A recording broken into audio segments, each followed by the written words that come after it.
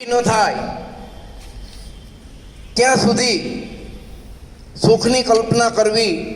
અયોગ્ય છે. જનસંઘના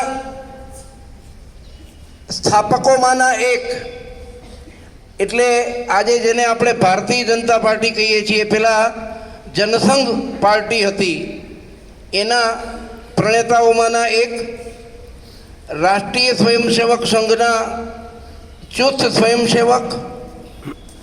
અને ભારતીય રાજકારણમાં જેણે એક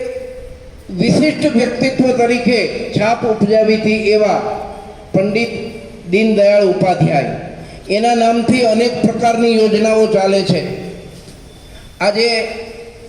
સસ્તા અનાજની રેશન કાર્ડની જે દુકાનો છે એ પંડિત દીનદયાળ ઉપાધ્યાયના નામથી ઓળખાય છે, કારણ કે અંત્યોદયનો